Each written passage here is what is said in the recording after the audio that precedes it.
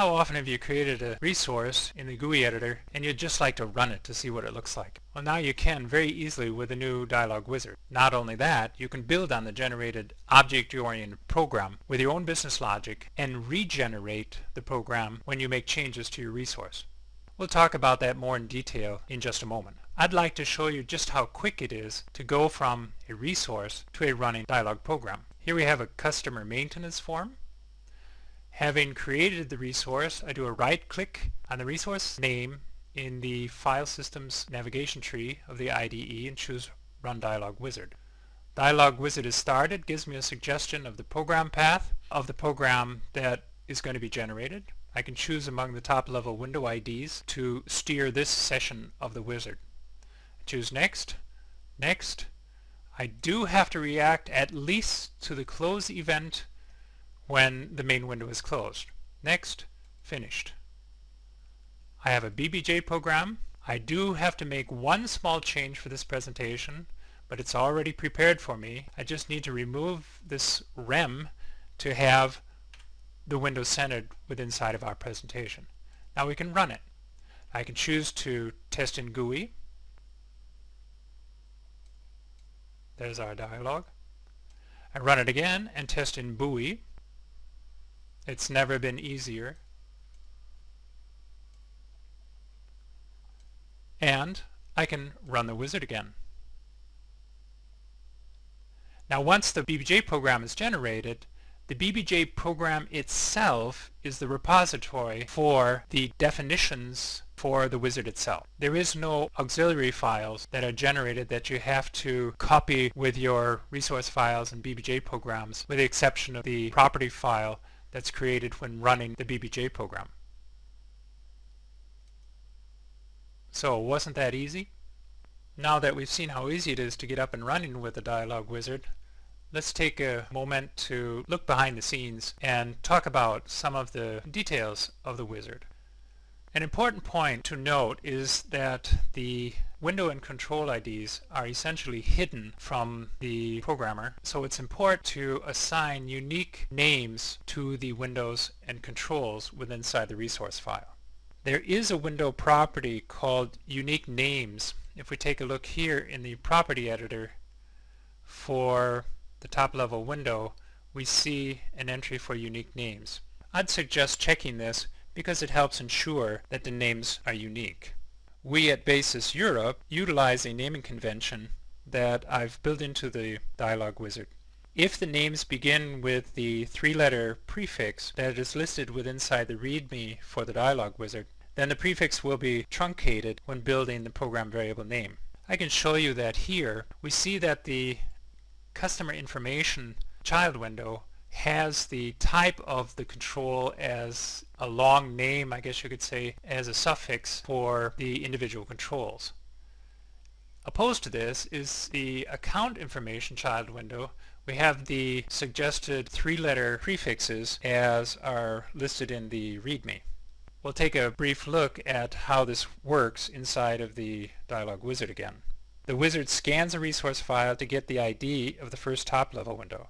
It then opens the resource and uses getAllControls to build a list of the controls. Controls on child windows are prefixed with the child window name plus 2 underscores. Control names cannot be changed within inside of the wizard.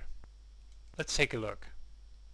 So we'll run the wizard again, say Next, and it's talking about this list of controls that we see here on the left-hand side, and that the controls from child windows are prefixed with a child window name. Now, as I mentioned, the customer information child window has suffixes of the control type within inside the name. And so we see these suffixes in the program variable names.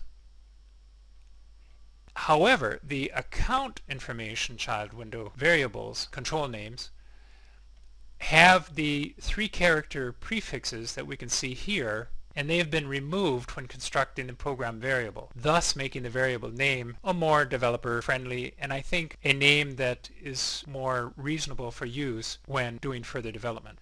For new dialogues, the wizard applies a few rules to offer a suggested program variable name to be used to exchange data with a control. The variable name will be used one-to-one in the generated code, So ending $ or exclamation point characters are needed at BBJ string and BBJ vector variables respectively. Based on the control type, the wizard makes a guess at the basic type of the control. That is here the BBJ number, BBJ string, or BBJ vector. A control can be flagged as a required entry. All required fields have to have values in order to get the data back from the form into the program variables. This also has a relationship to OK and cancel buttons.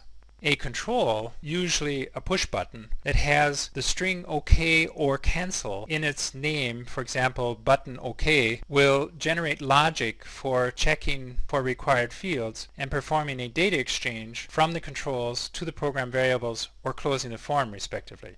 After we have our program variable assignments, we need to tell the wizard which events we'd like to act upon. On the left hand side are a list of the controls. If I choose a control, then all of the possible events for the control type are listed in the middle list box.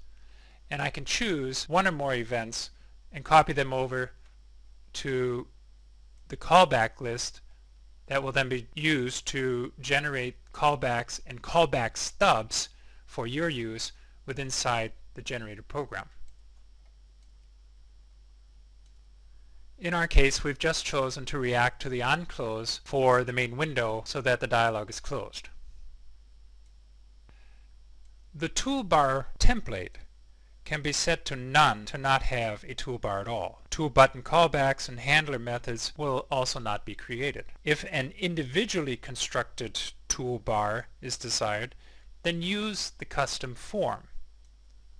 Here you can roll your own toolbar based on the grid information below and the other fields shown here in the header. The rest of the templates are purposely based on the different Barista toolbar types. It is not possible to create your own and save your own toolbar template at this point in time, but it's been a suggestion for a future version of the Dialog Wizard.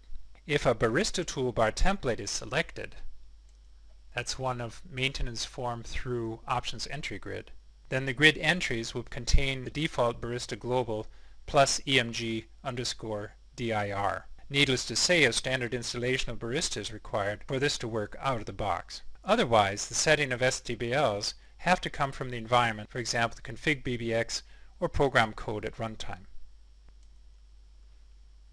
You can dock the toolbar on any of the four sides of the form. The form will be resized to hold the toolbar at runtime.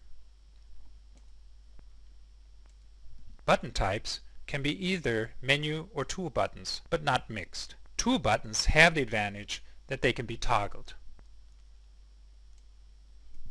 The button size and separator width play a big part in the layout of the toolbar and the toolbar's child window. The Barista standard sizes 26 by 8 respectively are the defaults. The design goal of the resultant dialog is that it should be able to be run standalone or in the Barista environment, where it needs to react to events coming from the Barista MDI menu or its toolbar. This is achieved via action codes. A 3-character action code, for example NEW, DEL, SAV for save, has to be assigned to each tool button in the grid. Let's take a look at one of the Barista templates in order to see what we're talking about. On the left hand side we see here under the action code new, delete, save, and they're pretty logical what the description is. Now this description is used as a tooltip. If we take a look at the new, that's the first icon, then the description that we have here will be used as a tooltip inside the generated program. The tooltip is also translatable. We can assign whether the tool button should begin as enabled or disabled. For tool button types we can also stipulate whether it is a toggle button. And the image path is the image path if we would like to have an image on our tool button. Any 3-character code will do if the dialog is not going to be run inside of Barista. Otherwise, Barista action codes must be used as suggested when you choose one of the Barista toolbar templates. A tool button separator, an image control, always has the special action code of 3 dashes. The action code is also part of the callback methods generated, for example, on toolbar button new push. Much of the detail work for building the toolbar is done by the Dialog class bbjDialog. There are two helper methods called enable toolbar buttons and disable toolbar buttons in the bbjDialog class. Just pass it one or more action codes in a string for enabling and disabling the buttons inside the toolbar. This also works inside of Barista to communicate with the MDI and have it enable and disable appropriately inside its menu and the MDI toolbar. So let's let that be generated again and take a look at the generated program. One thing to note is there are no data files per se used by the Dialog Wizard for settings entered or chosen for program generation. The program code itself contains this data. Throughout the use of identifiable begin and end code blocks, for example DLG Wiz, DDX begin, and the matching end block, the wizard knows where to look and parses what it needs from the program code. Any code outside of these blocks can be anything at all and will be simply taken as is in the regeneration process. One thing to note is that Barista is not required to use the Dialog Wizard and dialog programs generated by it. The Dialog Wizard strives to be a productivity tool for individual dialogues that optionally can work with Barista. Let's take a brief look at how we can use a Dialog Wizard generated class in conjunction with Barista. So we run the Dialog Wizard and skip over to the toolbar section. We have a maintenance form and we'd like to have the toolbar located at the top. Now for this demonstration, in order to show you how the interplay works between the toolbar in our dialog and the Barista MDI, I'd like to just change this to a tool button toolbar because I'd like to use the toggle function to show you the reaction between the class and Barista. So let's do a finish. It's regenerated our program, and inside of our program we have the stubs for all of the tool buttons that we see down here. So what I'd like to do is I'd like to add a little bit of code to the options tool button inside the toolbar.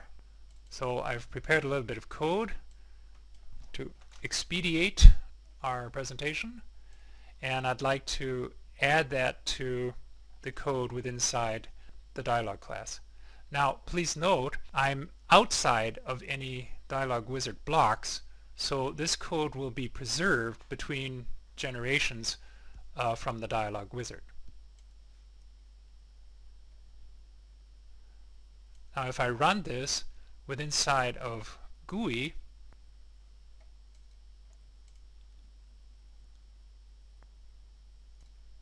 then I see the toolbar, and when I press the Options tool button, then I've instructed that the first, previous, next, and last navigation buttons should be disabled. And we see that we do that. I press it again and they're enabled. So let's take a look at this inside of Barista. Let's start up Barista. I've already prepared a menu item in order to invoke the dialog.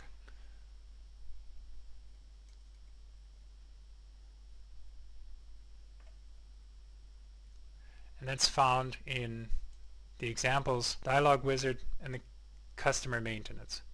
This calls the form that we just generated. Here we see the form has the toolbar, and we also see a corresponding buttons in the toolbar of the MDI as well as in the menu of the MDI. So now when I press the option button, the buttons are disabled in our dialog as well as the MDI toolbar and in the record menu of the MDI.